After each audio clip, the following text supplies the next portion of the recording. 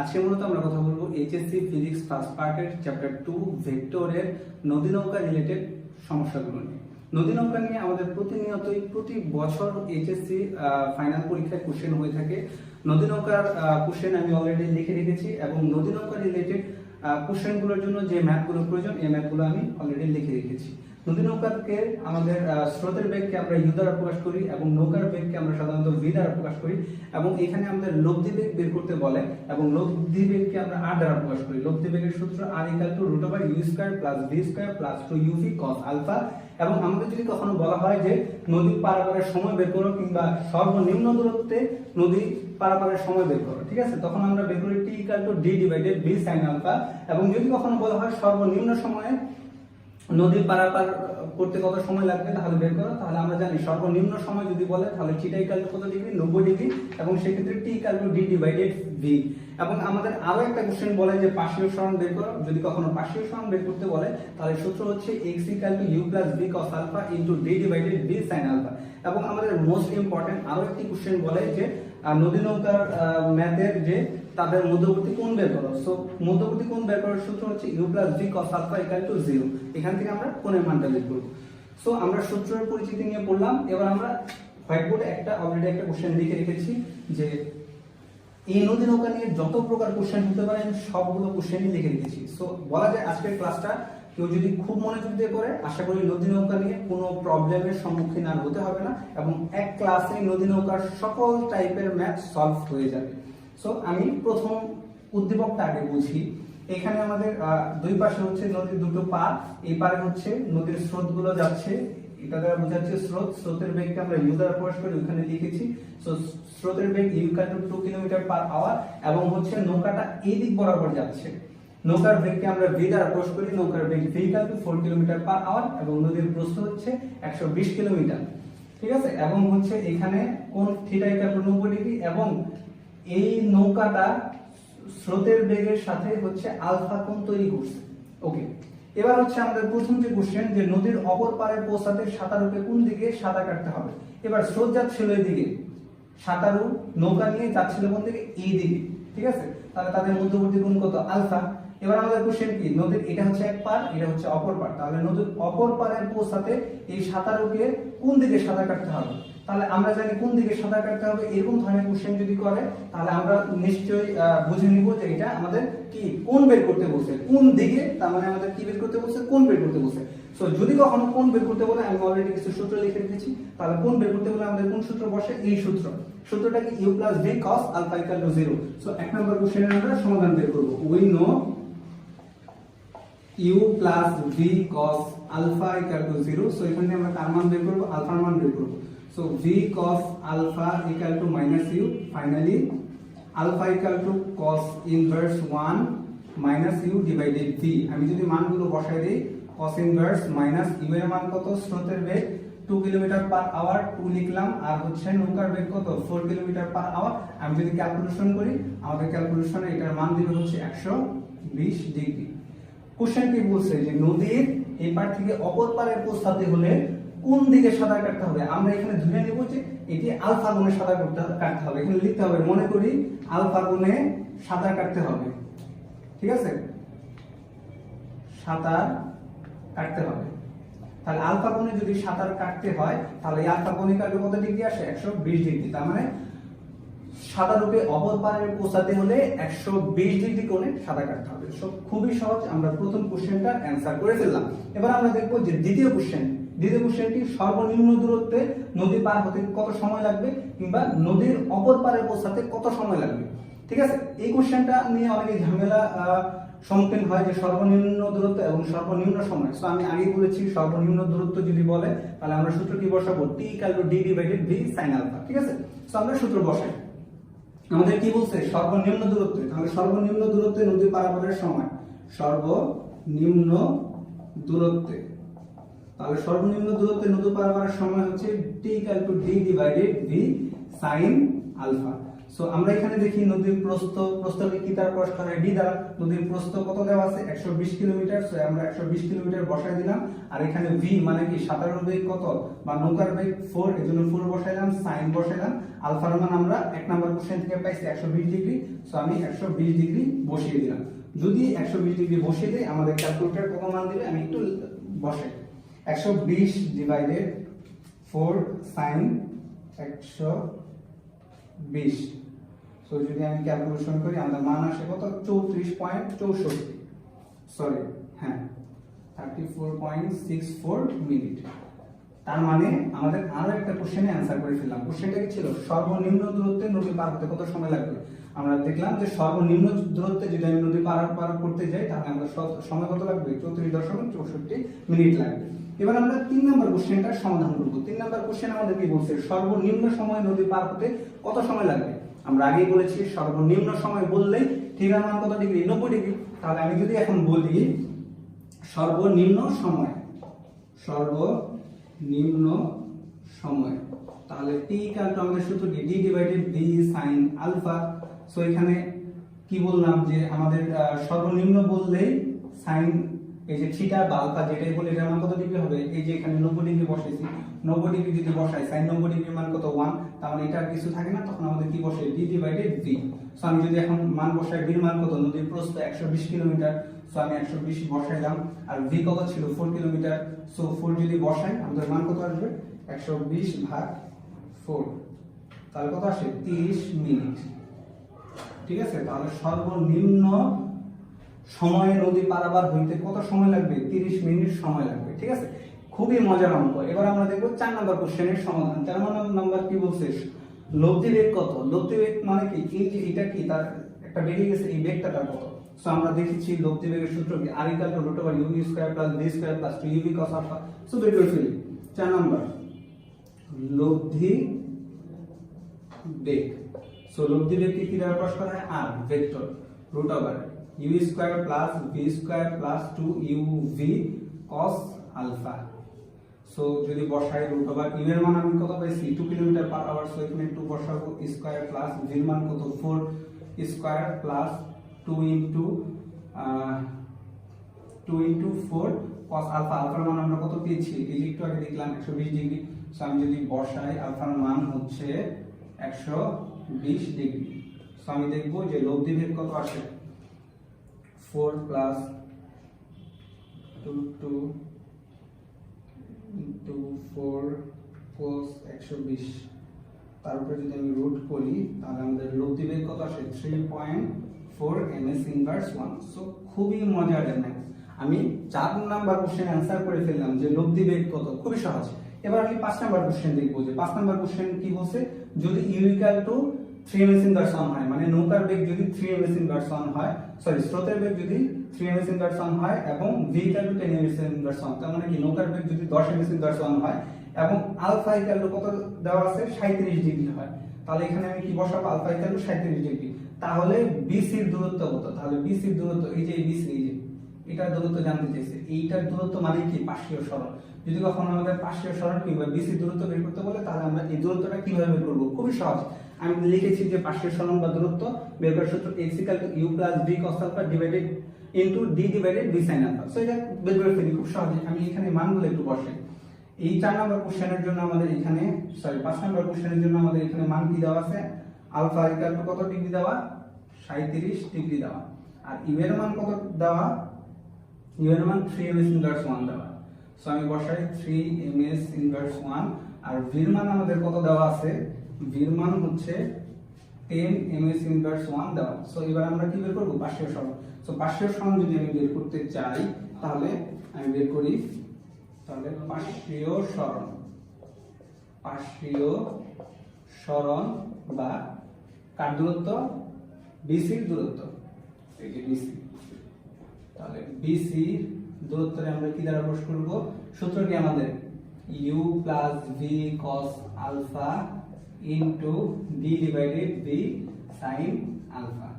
So আমি যদি মানগুলো বসাতে চাই, u এর মান আমাদের কত আছে, 3। সো 3 বসাইলাম, প্লাস v এর মান কত আমাদের 10 বসাইলাম, cos α cos আলফার মান কত দেওয়া 37 দেওয়া, সো 37 বসাবো ইনটু ডি, ডি এর মান কত 120 কিলোমিটার। সো কিলোমিটারে আমাদের কি করতে হবে, মিটারে আনতে হবে। সো কিলোমিটারটা যদি মিটারে আনতে যাই তাহলে কত দিয়ে ভাগ করব, 1000 দিয়ে ভাগ করব। 1000 দিয়ে যদি ভাগ করি তাহলে কত আসে 0.12 ডিভাইডেড আমাদের কি করব v sin আলফা, v এর মান কত পেয়েছি আমরা 10। সো 10 sin আলফার মান কত 37 ডিগ্রি। সো যদি আমরা বসাই আমাদের মান কত আসে একটু দেখি, 3 + 10 cos 37 into 0.12 divided 10 sin 37। So যদি করি আমাদের মান কত আসে 0.21 মিটার। সো আমরা হচ্ছে নদীর পার্শ্বীয় সরণ বের করে ফেললাম, ঠিক আছে। সো এভাবেই আমরা খুব সহজেই নদী নৌকা রিলেটেড ম্যাথগুলো করতে পারি। এবং আজকের ক্লাসটা খুব ইম্পর্টেন্ট ছিল, যদি কেউ কয়েকটা কোশ্চেন যদি খুব মনোযোগ দিয়ে করো তাহলে আশা করি নদী নৌকা নিয়ে আর কোনো প্রবলেম তোমাদের থাকবে না। এবং নৌকার গুণ টানা বলতে কি বোঝায়, নদীর পার হতে দড়ির সাহায্যে নৌকাকে টেনে সামনের দিকে নিয়ে যাওয়া। নদীর পার হতে গুণ টানা হলে অর্থাৎ এফ পরিমাণ বল প্রয়োগ করা হলে একই সাথে আরো দুটো বলের তৈরি হয়। একটি হচ্ছে আনুভূমিক বরাবর বলের উপাংশ, আর একটা হচ্ছে উলম্ব বরাবর বলের উপাংশ।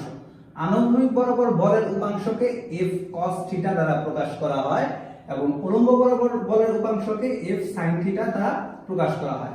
আনুভূমিক বরাবর বলের উপাংশ নৌকাকে সামনের দিকে এগিয়ে নিয়ে যেতে সাহায্য করে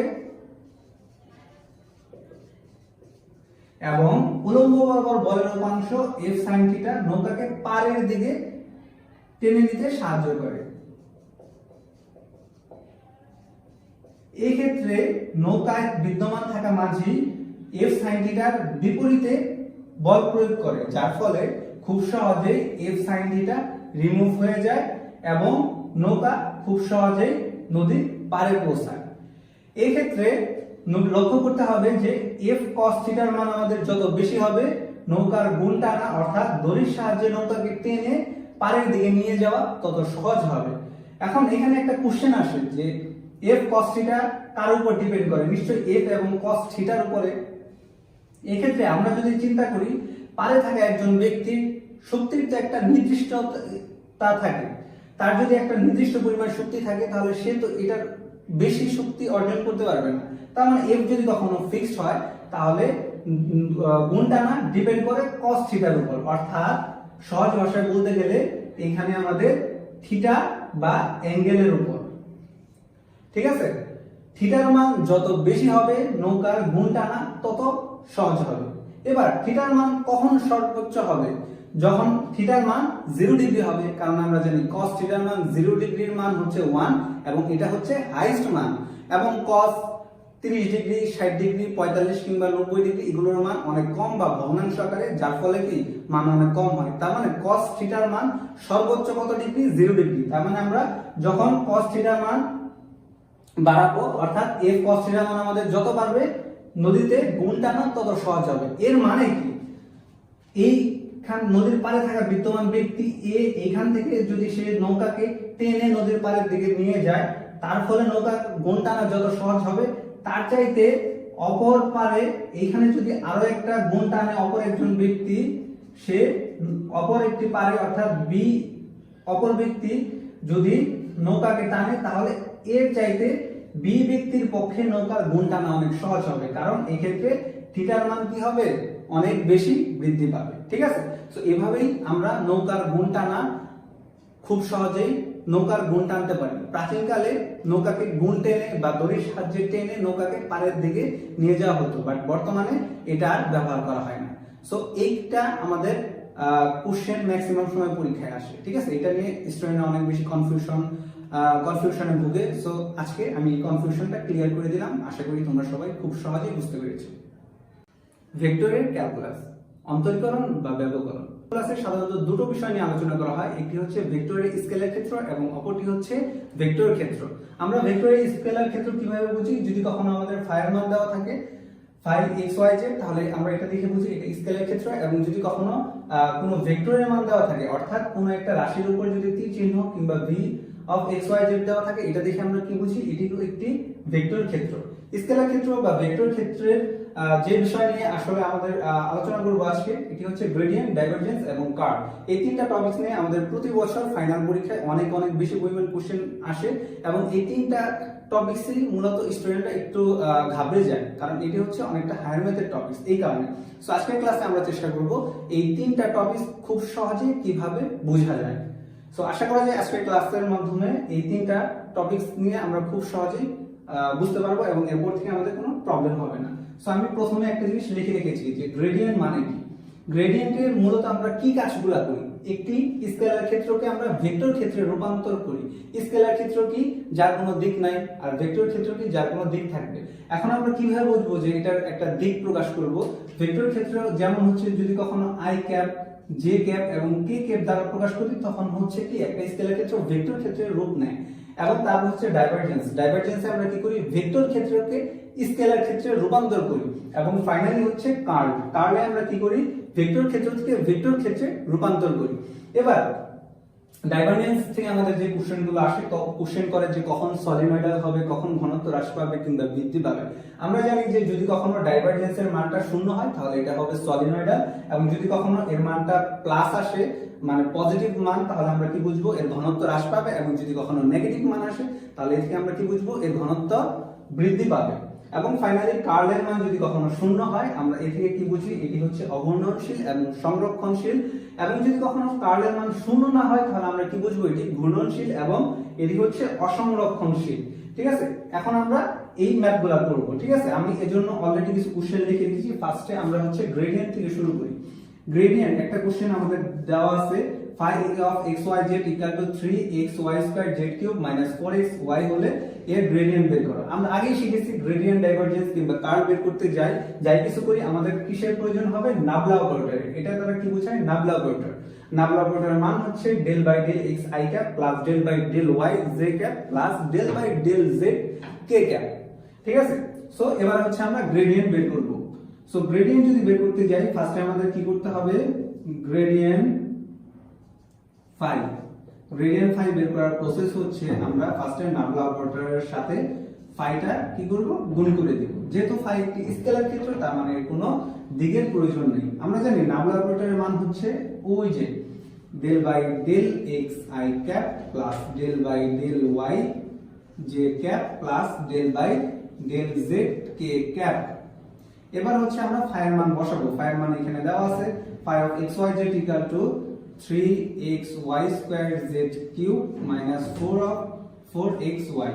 সো এখন আমরা এখানে কি করব, del by del x এর সাথে ফার্স্টে আমরা কোনটা গুণ করব, এই পুরাটা, তারপর del by del x y এর সাথে পুরাটা গুণ করব, del by del z এর সাথে পুরাটা গুণ করব। সো আগে গুণ করি, del by del x তার সাথে এই পুরাটা গুণ করব। যদি গুণ করি কি হয়, 3xy squared z cube minus 4 of 4xy। যেহেতু এটা কি ক্ষেত্র, স্কেলার ক্ষেত্র থেকে আমরা ভেক্টর ক্ষেত্রে রূপান্তরিত করতেছি, এইজন্য আমরা এই i ক্যাপটা এই পাশে বসায় দেব। ঠিক আছে, এর পিছনে রিজন কি ছিল, আমাদের স্কেলার ক্ষেত্র এই রাশির পাশে i ক্যাপ, j ক্যাপ এবং z ক্যাপ ছিল না। এদিকে আমরা বুঝতেছি স্কেলার ক্ষেত্র, এবং আমরা রূপান্তর করতেছি হচ্ছে ভেক্টর ক্ষেত্রে, এইজন্য প্রত্যেকটার পাশে এই যে i ক্যাপটা বসায় দেব। প্লাস এবার কি del by del y, j cap এটার সাথে আবার এটা গুণ করব, 3xy squared z cube minus 4xy পাশে হচ্ছে j cap plus del by del z, আমরা পুরোটা গুণ করব 3xy squared z cube minus 4xy কি k ক্যাপ। এই যে k ক্যাপটা বসাই দিলাম। আমরা অন্তরীকরণের কিছু সূত্র ওই পাশে লিখে দিয়েছি। একটা হচ্ছে যদি কখনো আমাদের del by del x into x হয় তাহলে ওটার মান কত হবে 1, এবং যদি কখনো del by del x পাশে যদি ধ্রুবক থাকে, ধ্রুবক বলতে সংখ্যাকে বোঝাচ্ছি 1 2 3 এরকম যদি কোনো সংখ্যা থাকে ওটার মান হবে 0, এবং যদি কখনো del by del x তার উপরে n থাকে, n দ্বারা স্কয়ার বোঝাচ্ছি বা কিউব হইতে পারে, যে কোনো কিছু হইতে পারে, তাহলে ওইটা আমাদের সামনে চলে আসবে এবং ওই x টা আবার বসাইতে হবে, তারপর আবার কি করতে হবে ওই পাওয়ার -1। ঠিক আছে, এই তিনটা আমাদের সূত্র। সো এই তিনটা সূত্র আমাদের মনে রাখতে হবে। সো আমরা যদি এখন করতে চাই তাহলে আমরা কি করব, এটার জন্য আমাদের প্রসেস কি, ব্যবকলন করার প্রসেস। আমাদের এটা কার সাপেক্ষে ব্যবকলন করব, আমরা x এর সাপেক্ষে। এখানে x আছে, এবার ফার্স্ট এতটুকুর মধ্যে দেখতে হবে x কি কোথাও আছে। হ্যাঁ, যদি কখনো x থাকে তাহলে x এর সাহায্যে ব্যবকলন করব। এবার ব্যবকলন যদি করি, আমি একটু एग्जांपलेর সাহায্য এই পাশে নিই। আমাদের রাশিটা কি আছে, ডেল বাই ডেল x, আর এই পাশে কি আছে 3xy square z cube. So এতটুকুকে যদি আমি ব্যবকলন করি, আমাদের ব্যবকলনের নিয়ম কি ছিল, ডেল বাই ডেল x। যদি কখনো থাকে এই যে x এর উপরে কি আমাদের কোনো পাওয়ার আছে, নাই, নাই মানে কত আছে 1। আমরা জানি যদি x এর উপরে পাওয়ার থাকে ওই পাওয়ারটা সামনে চলে আসে, সো 1 সামনে দিলেও যা, না দিলেও তা। তাহলে এখানে কি বসাবো যে 1 ইনটু 3x বসাইলাম। তারপরে প্রসেস কি, n-1 ছিল কত আমাদের 1 থেকে যদি আমি 1 মাইনাস করি তাহলে এটার মান কত হয়, 0 হয়ে যায়, ইনটু আর এই পাশে কি থাকে y স্কয়ার z কিউব। তার মানে ফাইনালি আমাদের মান কত আসে, 3x এর উপরে 0 y square z cube. x এর উপরে 0 দেওয়া মানে এর মান হচ্ছে 1, তার মানে আমরা কত বসাইতে পারি, 3y square z cube. So আমরা এতটুকু যদি ব্যবকলন করি x এর সাপেক্ষে, তাহলে এটার মান কত আসে, ওই পাশে কত লিখেছি আমি, 3y square z cube, minus আছে মাইনাস দিলাম।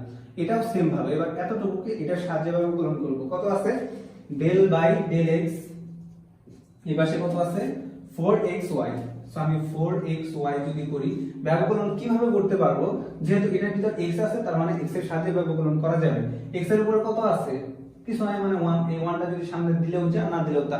তাহলে আমি দিয়ে দিলাম 1 ইনটু 4, তারপর কি বসবে x, তারপরে প্রসেস কি x two the power n-1, এই যে n-1, n মানে কত 1 থেকে কি করব 1 মাইনাস করব, পাশে y বসাই দিলাম।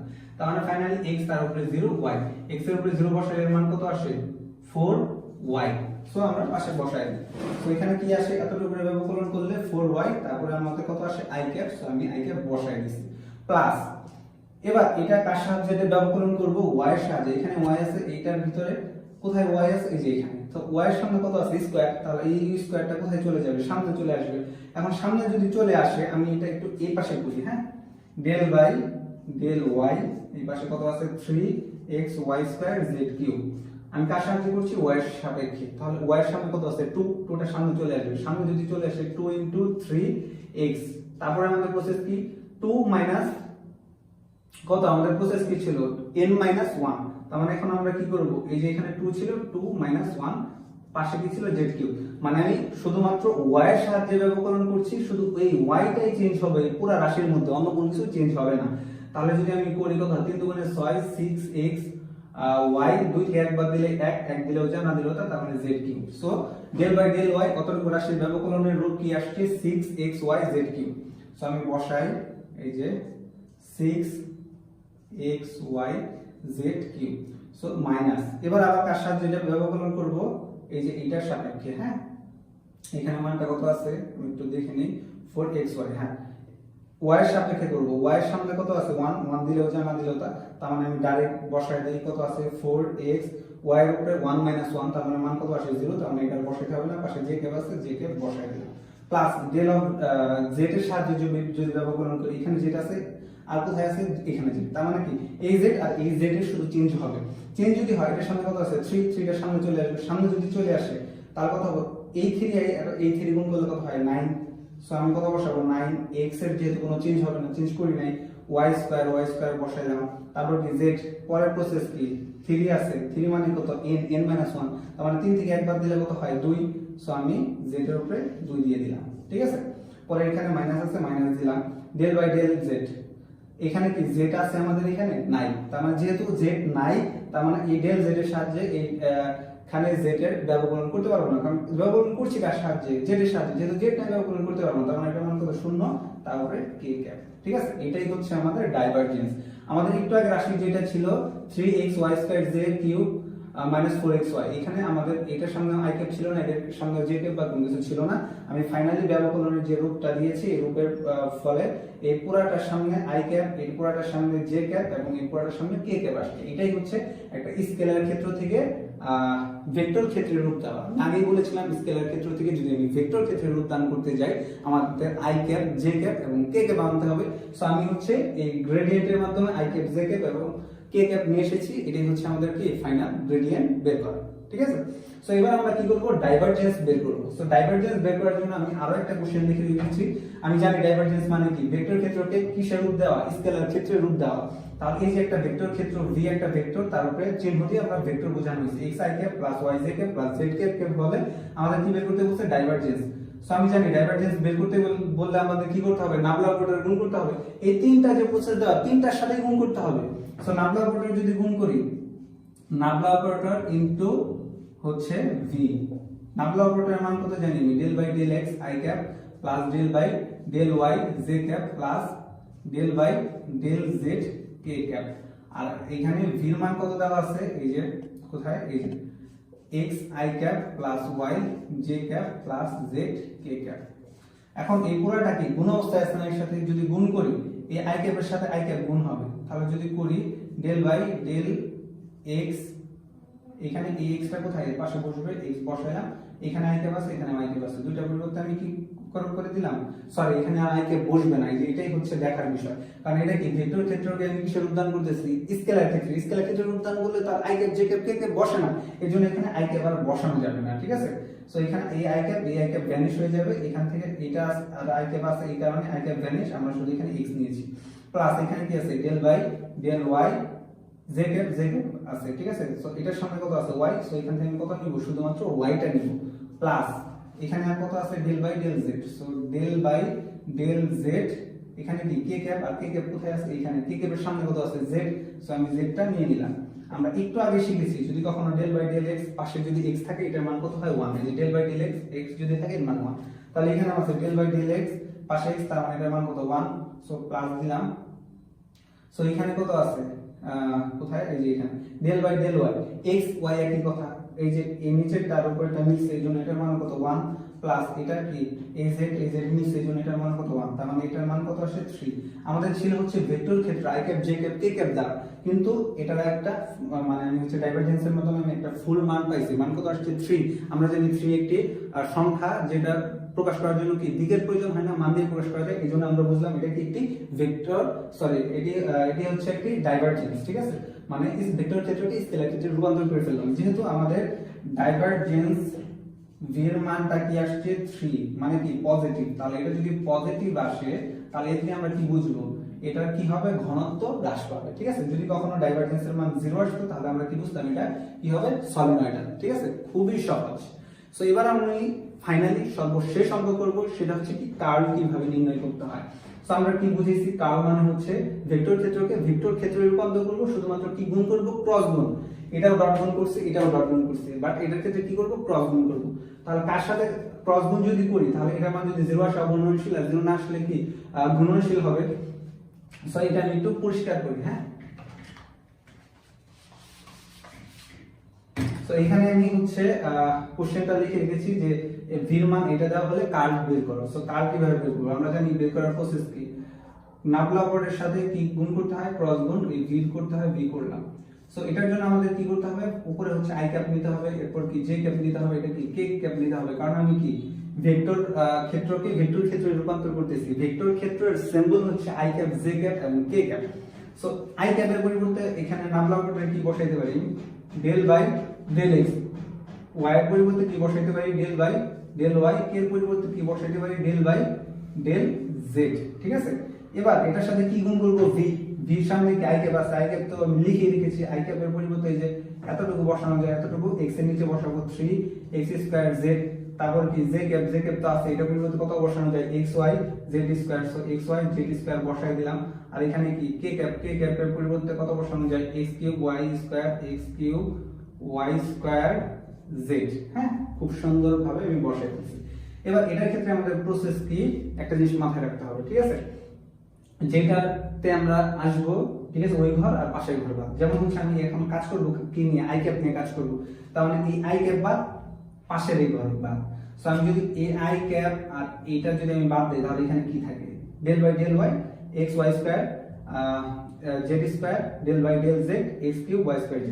সো এটার ক্ষেত্রে কি করতে হবে, ক্রস গুণ করতে হবে। যেমন এটার সাথে এটা ক্রস গুণ করব, এটার সাথে এটা ক্রস গুণ করব। কিভাবে, আসলে আমি একটু লিখি, কি আছে, ডেল বাই ডেল y, এটার পাশে আমি কোনটা লিখবো, যে এটা কি আছে x cube y square z, ঠিক আছে, তারপর কি এরপর মাইনাস দিতে হবে, এটা কি সূত্রের মাইনাস, সো মাইনাস দিলাম। এখন এটা লিখবো ডেল বাই ডেল জেড, এখানে কি আছে এক্স ওয়াই স্কোয়ার, সরি এখানে আছে কি x z y z square, so y z square লিখলাম, ঠিক আছে। পুরোটা থার্ড ব্র্যাকেট দিয়ে আটকে দিলাম, এটা কি ছিল আমাদের আই ক্যাপ, ঠিক আছে। আচ্ছা, তারপর আমরা কি করব, এই যে এবার তো আই ক্যাপ বাদ, তাই না, এবার আমরা কি করব জে ক্যাপ। সো যখন আমি জে ক্যাপে আসবো তখন আমাদের চিন্তা করতে হবে, তো দেখাই, যখন আমি জে ক্যাপে আসবো তখন এই জে ক্যাপ বাদ, এই যে এই সাইডের লাইনটা বাদ, হ্যাঁ, তাহলে এই লাইন আর এই লাইন যদি আমি বাদ দেই তাহলে এখানে আমাদের কি থাকে, তো সুন্দর মতো দেখাই, তখন আমাদের কি থাকে del by del x del by del z, আর এখানে কি থাকে x cube y square z. So আমি কি করব, এবার এতক্ষণ কি করছি, এটার সাথে এই যে ফার্স্টে এটার সাথে এটা করছি, তারপর এটার সাথে এটা করছি, এবার উল্টা কাজ করব, এবার এই পাশ থেকে আসবো, হ্যাঁ, তাহলে এই পাশে কি আছে del by del z. So আমি করি ডেল বাই ডেল জেড, এটার সাথে কোনটা গুণ করব, এই যে এইটা, এটা কি আছে 3x স্কয়ার জেড, ঠিক আছে। তারপরে কি করব সূত্রের মাইনাস যদি করি, তারপর কি করব ডেল বাই ডেল এক্স এর সাথে এটা, তাহলে ডেল বাই ডেল এক্স, এটা গুণ করব, গুণ কি করব x cube y square z, ঠিক আছে, শেষ। সো আমি এটা কি করলাম, কি গুণ করলাম z ক্যাপ, সো এখানে কি z ক্যাপ দিয়ে দিলাম প্লাস, এখানে প্লাস দিতে হবে, প্লাস দিলে তারপর কি k ক্যাপ, যখন আমরা k ক্যাপে যাব তখন আমাদের কি করতে হবে, এইটা বাদ আর এই লাইনটা বাদ। সো এই দুটো যদি বাদ দেই তখন আমাদের কি থাকে del by del x 3x square z del by del y x y z square, তখন আমাদের কি হবে এটার সাথে এটা গুণ, এটার সাথে এটা গুণ। সো এবার আমরা কোনটা করছি, কে ক্যাপ কাজ করছি, সো এই জন্য এটার সাথে এবার এটা গুণ করব। সো এটা কি আছে ডেল বাই ডেল এক্স এর সাথে গুণ কি হবে এক্স ওয়াই জেড স্কয়ার, সূত্রের মাইনাস দিব, তারপর কি এটার সাথে এটা গুণ করতে হবে, তাহলে del by del y 3x square z. So আমি কি নিয়ে কাজ করলাম, কে ক্যাপ নিয়ে। সো থার্ড ব্র্যাকেট দিয়ে মানে কে ক্যাপ বাদ দিছি, মানে কাজ করলাম কে ক্যাপ নিয়ে, এজন্য কে ক্যাপ বসাই দিলাম, ঠিক আছে। এরপরের প্রসেস হচ্ছে এই যে ডাইভারজেন্স বা গ্রেডিয়েন্ট যেভাবে করছি ওইটাই। সো ওইভাবে যদি বসাই, এখানে আমি কার সাহায্যে হচ্ছে ব্যবকলন করতেছি, ওয়াই এর সাপেক্ষে, ওয়াই আছে, হ্যাঁ ওয়াই আছে, তাহলে শুধু কার চেঞ্জ হবে, শুধুমাত্র ওয়াই চেঞ্জ হবে, অন্য কোনো কিছু চেঞ্জ হবে ওয়াই চেঞ্জ যদি করি তাহলে ওয়াই সামনে কত আছে 2, তাহলে 2 তো সামনে চলে আসবে, কোন নিয়ম অনুসারে, এই নিয়ম অনুসারে del by del x x to the power m যদি থাকে n সামনে চলে আসে, তারপর x কি বসে, তারপর n - 1 হয়, তাহলে এটা যদি সামনে চলে আসে তাহলে কি বসাবো, আর কি 2 বসাবো। সো 2 যদি বসাই তাহলে কি বসবে, x কিউবের তো চেঞ্জ হবে না, z এরও চেঞ্জ হবে না, বাট চেঞ্জ হয় না আমি লিখলাম, বাট y এর ক্ষেত্রে কি হবে 2 থেকে 1 বিয়োগ হয়ে যাবে, ওই যে n - 1, তাহলে 2 থেকে যদি 1 বিয়োগ করি তাহলে কত হয় 1। সো 1 বসাইলেও যা, না বসাইলেও তা, তাহলে এতটুকু যাই হোক শেষ হয় না, মাইনাস করলাম, মাইনাস এখানে কি আছে ডেল বাই ডেল জেড, এখানে কি জেড আছে, হ্যাঁ জেড আছে, তার জন্য ব্যবকলন করতে হবে, জেড এর সামনে কত আছে 2, তাহলে 2টা সামনে চলে আসবে, শুধু জেডই চেঞ্জ হবে, অন্য কিছু চেঞ্জ হবে না। 2টা যদি সামনে চলে আসে দিলাম, x y এর তো কোনো চেঞ্জ হবে না আমরা জানি। এবার z এর ক্ষেত্রে কি হবে n - 1, তার মানে 2 থেকে যদি 1 মাইনাস করি তাহলে z কি হয়, সো বসাই দিলাম।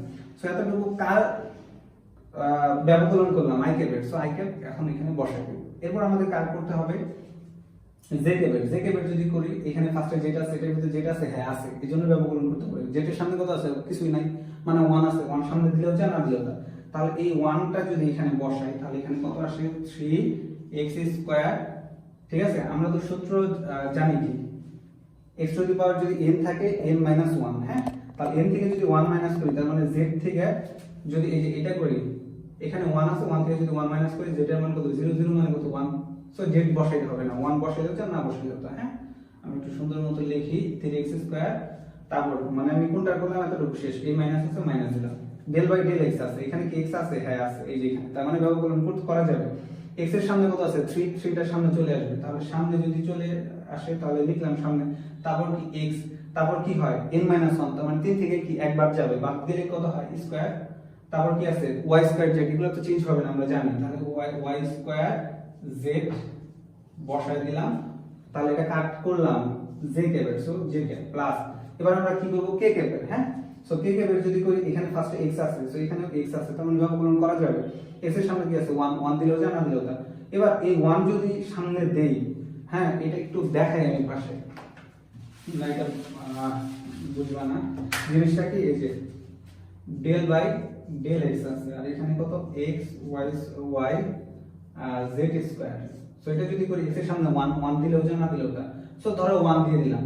তারপরে আমাদের সূত্র কি, x যেটা থাকবে ব্যবকলন x এর সাপেক্ষে করতেছে এই জন্য x এর উপরে কি থাকবে ওইটা -1। তার মানে এই 1 থেকে যদি 1 বাদ দেই তাহলে কত হয়, x টু দি পাওয়ার 0, 0 মানে কত 1, 1 বসালে যা না বসালে তা। এখানে y আর z স্কয়ার তো কোনো চেঞ্জ হবে না জানি, সো এই জন্য y স্কয়ার আর কি বসাই দেব, z বসাই দেব। সো আমি বসাই দিলাম y z স্কয়ার। এখানে সূত্রের মাইনাস আছে, সূত্রের মাইনাস করলাম। তারপরে প্রসেস কি আমাদের, এখানে y আছে, সরি এখানে ডেল বাই ডেল, এখানে আমি এটা কি লিখছি ডেল y, হ্যাঁ ডেল y লিখছি। ওকে, এখানে কি y আছে কোথাও, না এখানে y নেই। তাহলে এটা কি ব্যবকলন করা যাবে না, কারণ ব্যবকলনের শর্ত কি, এখানে যেটা সাপেক্ষে ব্যবকলন করতেছি ব্র্যাকেটের ভিতরে ওটা আছে কিনা, ওটা যদি থাকে তাহলে ব্যবকলন করা যায়, আর ওটা যদি কোনোভাবে না থাকে ব্যবকলন করা যাবে। তার মানে এটা y সাপেক্ষে ব্যবকলন করতেছি, এখানে কি y আছে নাই, তার মানে ব্যবকলন করা যাবে না, করা যাবে না মানে কত শূন্য। সো এটাই হচ্ছে আমাদের অ্যানসার। সো খুব সুন্দরভাবে যদি লিখতে চাই আমাদের মানটা কত আসবে, 2x cube y z minus 2xy z I cap plus 3x square minus 3x square y square z j cap plus এই যে মানটা বসাইতে হবে কি আছে ও y, এই যে এখানে কি বসে নেই y z square k cap. So এটাই ছিল আমাদের কি ফাইনালি অ্যানসার। ঠিক আছে, সো আজকের ক্লাস এই পর্যন্তই। কতটুকু বুঝতে পেরেছো জানি না, তবে এই জিনিসটা মোটামুটি আমার এক্সপেরিয়েন্স যেটা বলে যে সবার কাছে অনেক বেশি কঠিন লাগে এবং এটা কনফিউশনের একটা ব্যাপার, কেউ সহজে করতে পারে না বা পরীক্ষার হলে প্যাচে ফেলে।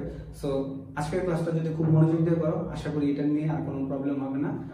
আমরা অলরেডি পাশে লিখে রেখেছি যে এখান থেকে আসে ফার্স্ট যে কোশ্চেন সেটা হচ্ছে কোন বের করতে বলে, এবং সেকেন্ড হচ্ছে কখন ভেক্টরদের পরস্পর লম্ব হবে, এবং থার্ড আরেকটা কোশ্চেন আসে যে ভেক্টরের লম্ব অভিক্ষেপ বা অংশক নির্ণয় করো। সো এগুলো কোশ্চেনের অ্যানসার যদি করতে চাই আমাদের আগে বুঝতে হবে যে ভেক্টরের ডট গুণ বা স্কেলার গুণন কি। আমি অলরেডি একটা ভেক্টরের ডট গুণের একটা সূত্র লিখে রেখেছি, a dot b equal to ab cos theta.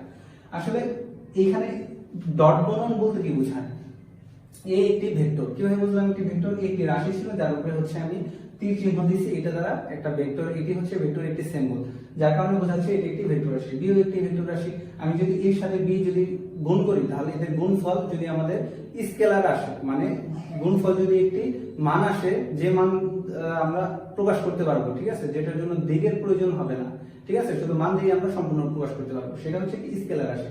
So এদের গুণনে যদি একটি স্কেলার রাশি আসে তখনই আমি তাদেরকে কি বলি, স্কেলার গুণন বা ডট গুণন বলি। ঠিক আছে, সো স্কেলার গুণন বা ডট গুণনের আমি সূত্র লিখেছি a dot b equal to ab cos theta. ঠিক আছে, সো এই জিনিসটা আরো একটু ভালোভাবে বোঝার জন্য আমরা কি করব, একটি কার্টেসীয় ত্রিমাত্রিক স্থানাঙ্ক ব্যবস্থা নির্ণয় করব।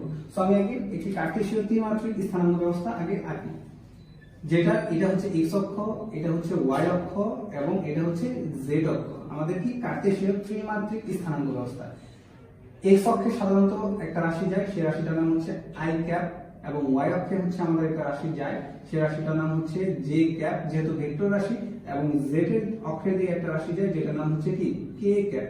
ঠিক আছে, সো এইটা যদি আমাদের একটা ভেক্টর রাশি হয়, সো আমরা ভেক্টর রাশিকে কিভাবে লিখবো, a তার উপরে ক্যাপ দিয়ে দিই, তার উপরে তীর চিহ্ন দিয়ে দিলাম, এ দ্বারা কি বুঝাইতেছে একটি ভেক্টর রাশি। আমরা ফার্স্টে কি লিখবো, এটা কি a কোন অক্ষের দিকে গেছে, ফার্স্টে x অক্ষের দিকে গেছে, সেজন্য লিখলাম a অফ x। কত দূর গেছে, i ক্যাপ, এইজন্য i ক্যাপ প্লাস যোগ করতে হবে, তারপর এটা কি y অক্ষের দিকে গেছে, তাহলে কে গেছে, আসলে a, এটা কি কোন ভেক্টর, চিত্র a ভেক্টর, তাহলে a y অক্ষের দিকে গেছে, এইজন্য কি দিলাম a অফ y। y অক্ষের দিকে যদি যায় এর সাথে সংলগ্ন ভেক্টরটা কি j cap, so j cap দিয়ে দিলাম, প্লাস আরেকটা ভেক্টর z এর দিকে গেছে, so a of z, z এর দিকে যে ভেক্টরটা গেছে ওই ভেক্টরটার নাম কি k ক্যাপ, সো আমি একটা রাশি লিখছি k ক্যাপ। ঠিক আছে, অনুরূপভাবে যদি এটা একটা b ভেক্টর হইতো তাহলে আমি কিভাবে লিখতাম, b ভেক্টর যদি x অক্ষের দিকে যায় তাহলে b of x i cap, b vector যদি y এর দিকে যায় তাহলে কি লিখবো, b of y j cap, plus b যদি z অক্ষের দিকে যায় তাহলে আমরা কি লিখবো, b of z k cap. So আমি দুইটা ভেক্টর রাশি লিখে রেখেছি।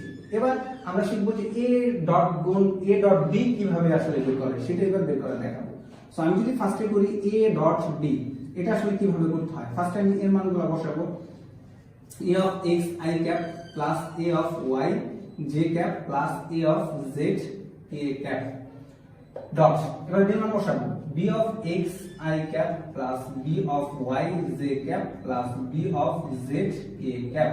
এবার দুইটা ভেক্টর রাশি যদি আমি স্কেলার গুণন করি তাহলে আমাদের কি করতে হবে, a অফ x এর সাথে গুণ যাবে b অফ x। কেন? কারণ এই পাশে i ক্যাপ আছে, i ক্যাপ মানে i ক্যাপের সাথে i ক্যাপ গুণ করতে হবে। তাহলে আমি যদি গুণ করি a of x into b of b of x plus a of y into b of y plus a of z into b of z।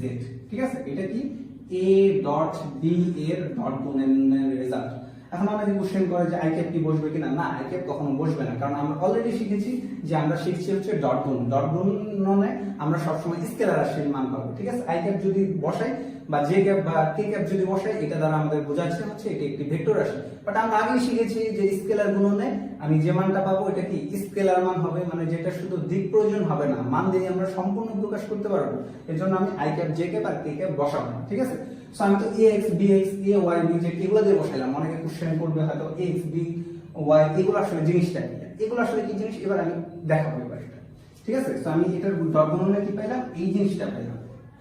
এখানে আমি ধরি যে আমি যখন a একটা ভেক্টর ধরছিলাম ত্রিমাত্রিক কার্টেসীয় স্থানাঙ্ক ব্যবস্থায়, সেটা x অক্ষের দিকে 2 একক গেছে।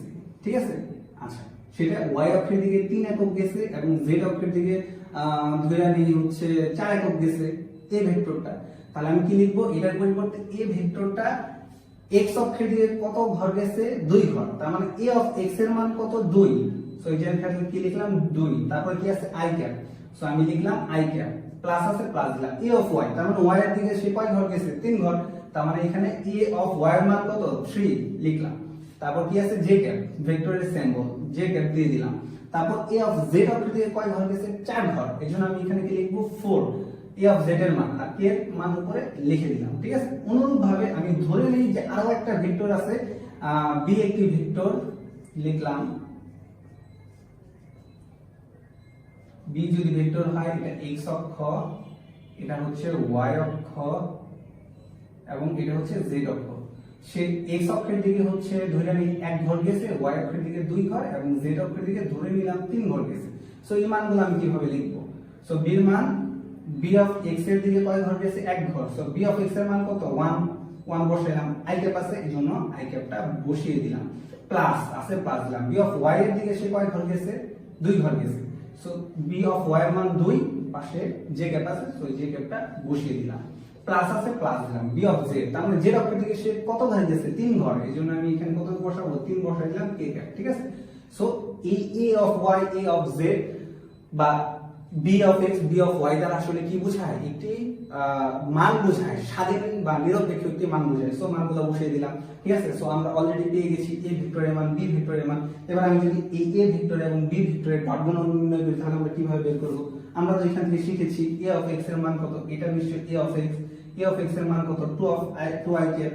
সো আমি এখানে লিখতে পারি 2, ঠিক আছে, ইনটু b অফ x এর মান কত, এই যে এটা b অফ x এর মান কত আছে 1, সো 1 যদি বসাই, প্লাস a অফ y এর মান কত 3, সো 3 বসাইলাম, b অফ y এর মান কত 2 বসাইলাম, প্লাস a অফ z এর মান কত 4 বসাবো, a অফ k এর মান কত 3, সরি b অফ z এর মান কত 3 বসাইলাম। তাহলে এটার ফাইনাল রেজাল্ট কত আসে, 2 এর সাথে 2 গুণ করলে 2, 3 দুগুণে 6 প্লাস 3 4 12। সো আমাদের ফাইনাল রেজাল্ট কত দিচ্ছে 8, আর যদি আমি 12 যোগ করি 20। তার মানে হচ্ছে a ডট এবং b ডট গুণনের একটা সম্পূর্ণ মান বের করলাম। এটি একটি ভেক্টর রাশি ছিল, a একটি ভেক্টর রাশি, b অপর একটি ভেক্টর রাশি, i ক্যাপ j ক্যাপ দ্বারা ভেক্টর রাশি বোঝাচ্ছে। এবং এই দুইটার গুণনে আমি যে মানটা পাইছি সেটা হচ্ছে কি একটি স্কেলার রাশি, যেটা জন্য কোনো দিকের প্রয়োজন হয় না, মান দিয়ে আমরা সম্পূর্ণ প্রকাশ করতে পারি। ঠিক আছে, এই জন্য এটার নাম হচ্ছে কি ডট গুণন। ঠিক আছে, সো এই ডট গুণনের সাহায্যে আমি যে কোশ্চেনগুলো লিখে রেখেছি সেই কোশ্চেনগুলো নিয়ে এবার আমরা আলোচনা করব। সো এই ডট গুণনের সাহায্যে আমি যে প্রথম যে কোশ্চেন লিখে রেখেছি সেটা হচ্ছে কোণ কিভাবে বের করতে হয়, তারপর কিভাবে লম্ব বের করতে হয়, বা কখন ভেক্টরদ্বয় পরস্পর লম্ব হবে, বা কখন লম্ব বিক্ষেপ বা অংশ কিভাবে বের করতে হয়, এবার ওগুলো নিয়ে আমরা আলোচনা করব। ঠিক আছে, সো আমরা ফার্স্টে এটাকে পরিষ্কার করে নিই। a এর মান কত হলে a এবং b ভেক্টরদ্বয় পরস্পর লম্ব হবে। ঠিক আছে, সো আমরা তো জানি ভেক্টরদ্বয় পরস্পর লম্ব হওয়ার শর্ত কি ছিল, a dot b equal to, যদি কখনো শূন্য হয় তাহলে ভেক্টরদ্বয় কি হয়, পরস্পর লম্ব হয়। সো এবার লিখব সলভ, এর মান কত দেওয়া, এর মান হচ্ছে ai cap minus 2j cap plus শুধু কে ক্যাপ এবং বির মান দেওয়া হচ্ছে 2ai cap plus a j cap minus 4k cap.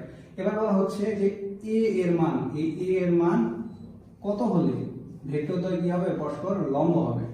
So আমরা জানি কি লম্ব হওয়ার শর্ত দিয়ে ডট বি ইকুয়াল টু কি হতে হবে, শূন্য হতে হবে। সো এটা আমরা কিভাবে অ্যানসার করব, সলভ। তাহলে কি করতে হবে যে আমরা জানি a dot b equal to শূন্য হলে ভেক্টর দ্বয় কি হবে, পরস্পর লম্ব হবে। ভেক্টর দ্বয় পরস্পর কি হবে, লম্ব হবে। ওকে, তাহলে আমাদের ফার্স্টে কি করতে হবে, a ডট b করতে হবে, ঠিক আছে। তাহলে a dot b equal to কত হতে হবে, শূন্য হতে হবে। সো শর্তটা আমি লিখলাম। সো শর্ততে এবার কি করব, এর মান বসাবো আর b এর মান বসাবো। এর মান কত আছে, a i cap minus 2j cap plus শুধু একটি k ক্যাপ ইনটু এর মান কত, 2ai cap plus a j cap minus 4k cap. পুরোর সমান কত ছিল, শূন্য, ঠিক আছে। তাহলে আমাদের সিস্টেম কি ছিল, i ক্যাপের সাথে i ক্যাপ গুণ করব। তাহলে i ক্যাপের আগে কত ছিল, a, এটার আগে কত 2a। তাহলে 2a এর সাথে যদি a গুণ করি তাহলে আমাদের মান কত আসে, 2a স্কয়ার। a মাইনাস আর প্লাস এর কি হবে, মাইনাস az এর সাথে bz গুণ করব। তাহলে হচ্ছে bj গুণ করব। তাহলে এর সাথে যদি এই 2 গুণ করি তাহলে কত হয়, 2, কারণ জের আগে 2 আছে আর এই জের আগে শুধু কি a, এর জন্য গুণ হবে। তাহলে 2a প্লাস মাইনাসে মাইনাস হবে, কারণ এটার সামনে কি মাইনাস প্লাস 1, এর সামনে মাইনাস 1। তাহলে মাইনাস, এর সামনে 1 আছে, এর সামনে কত আছে 4। তাহলে 1 এর সাথে যদি আমি 4 গুণ করি তাহলে কত হবে, 4। পুরোটা সমান কত, শূন্য। সো এইখান থেকে আমরা কি করতে পারি, এর 2 কমন নিতে পারি। সো 2 যদি কমন নিয়ে বা 2 দ্বারা ভাগ করি তাহলে কি আসে, a স্কয়ার মাইনাস শুধু একটা a মাইনাস 2 ইকুয়াল টু কত, শূন্য। সো এটাতে কি করতে হবে, এবার মেরুটার্ম করতে হবে। মেরুটার্ম আমরা কিভাবে করব, a স্কয়ার মেরুটার্ম যদি করি তাহলে কি আসে, মাইনাস 2a, তার সাথে যদি প্লাস একটা a যোগ করি তাহলে কত, 2 থেকে একবার দিলে একটা a আসে এবং এখানে minus 2। So minus 2 equal to শূন্য। সো এবার যদি অ্যানসার করি আমি কি আসবে, এই দুইটা থেকে আমাদের কি কমন যায়, শুধুমাত্র একটা a কমন যায়। একটা a যদি কমন নেই, a মাইনাস কি আসে, 2, কারণ কমন নেওয়ার অর্থ কি, যেটা কমন নেব ওইটা দিয়ে ভাগ করব। এর a দিয়ে ভাগ করলে a আসে, মাইনাস আছে মাইনাস আসছে, লিখলাম। 2 এর যদি আমি a দিয়ে ভাগ করি, a কাটা শুধু 2 আসে, এজন্য 2 বসালাম, প্লাস এখানে আমি 1 কমন নিলাম, 1 কমন নিলে a মাইনাস 2 আসে, পুরোটা সমান শূন্য। এরপরে আমরা যেটা শিখেছি, হয় a এখানে কিছু নাই মানে কত লিখতে হবে, প্লাস 1, ঠিক আছে। হয় a প্লাস 1 ইকুয়াল টু 0 অথবা a minus 2 equal to 0। So এটার মান যদি করি a ইকুয়াল টু মাইনাস 1 আর এখানে কত আসে, a ইকুয়াল টু প্লাস 2। তার মানে এর মান যদি কখনো মাইনাস 1 অথবা প্লাস 2 আসে তাহলে ভেক্টর দ্বয় কি হবে, পরস্পর লম্ব হবে। এই যে কোশ্চেনটা অ্যানসার, এটা কোশ্চেনটা এটাই ছিল যে a এবং b ভেক্টর পরস্পর মানে a এর মান কত হলে b ভেক্টর পরস্পর লম্ব হবে। সো আমরা লিখে দিলাম যে এর মান -1 কিংবা যদি 2 হয় তাহলে ভেক্টর দ্বয় কি পরস্পর লম্ব হবে, ঠিক আছে। লম্ব অভিক্ষেপ বা অংশ কিভাবে নির্ণয় করতে হয় সেজন্য আমি অলরেডি একটা কোশ্চেন নিয়ে রেখেছি। এর মান দেওয়া এবং বি এর মান দেওয়া, বলা আছে যে a বরাবর b এর লম্ব অভিক্ষেপ বা অংশ বের করো, যেটাই লম্ব অভিক্ষেপ সেটাই অংশ, ঠিক আছে। তাহলে লম্ব অভিক্ষেপ বা অংশ নির্ণয়ের জন্য আমাদের এই সূত্রটা মনে রাখতে হবে, ডট গুণনের সূত্র কি, a dot b equal to ab cos θ, ঠিক আছে। এখান থেকে কি মনে রাখতে হবে, মনে রাখতে হবে যার উপর লম্ব অভিক্ষেপ বলবে সেটা cos θ থাকতে হবে। যেমন হচ্ছে এখানে বলা আছে a বরাবর a এবং b ভেক্টর হলে a বরাবর b এর লম্ব অভিক্ষেপ বের করো। তাহলে a বরাবর কার লম্ব অভিক্ষেপ, b এর অভিক্ষেপ, a বরাবর b এর লম্ব অভিক্ষেপ, যার উপর অভিক্ষেপ সেটা cos θ। তাহলে কার উপর লম্ব অভিক্ষেপ, বলা আছে b এর উপর লম্ব অভিক্ষেপ। তাহলে আমরা একটু লিখে রাখি, হ্যাঁ, যার উপর লম্ব অভিক্ষেপ সেটা cos θ হবে, ঠিক আছে। তো এখানে কি লেখা আছে, a বরাবর b এর উপর লম্ব অভিক্ষেপ, তাহলে b cos θ হবে, ঠিক আছে। তাহলে আমি কোশ্চেনটা লিখি, আমাদের এই ভেক্টর যেটা দেওয়া আছে 3i cap minus j cap plus 3k cap, b অপর আরো একটি vector i cap minus j4j cap plus 2k cap. বলা আছে কি a বরাবর b এর উপর লম্ব অভিক্ষেপ, বুঝতে হবে a বরাবর b এর লম্ব অভিক্ষেপ, তাহলে কার অভিক্ষেপ, b এর লম্ব অভিক্ষেপ। তার মানে কি করব, b cos θ করব।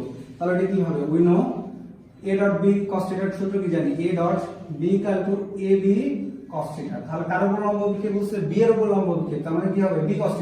তার মানে b cos θ হাতের বাম পাশে রেখে দিতে হবে, তাহলে b cos θ। তাহলে এর তো কোনো কাজ নাই, এ কি হবে, গুণ অবস্থায় আছে, এবার সেগুলো কি হবে, ভাগ হবে। তাহলে a ডট b আর নিচে কি শুধুমাত্র b এর মান, ঠিক আছে। সরি শুধুমাত্র এর মান, কারণ বি তো যেখানে বসাইছি। তাহলে আমি আগে বলছি যে খুবই সহজ, লম্ব বিক্ষেপ বললে কিচ্ছু না, জাস্ট যার উপর লম্ব বিক্ষেপ বলছে সেটা cos θ। এখানে বলছে কি এ বরাবর বি এর উপর লম্ব বিক্ষেপ, তার মানে কি হবে বি cos θ হবে। সো বসাই দিছি। সো এটা নিয়ে আসলে এতবার বলার কারণ এটা নিয়ে আসলে অনেকে বোঝে না, এইজন্য, ঠিক আছে। সো আমরা এইভাবে শুধু এতটুকুর মান আসলে বের করব, ঠিক আছে, এটা এই পাশে থাকবে। তাহলে আমাদের ফার্স্ট কি করতে হবে, a ডট b বের করতে হবে, ঠিক আছে। তাহলে আমরা আগে a ডট b বের করি।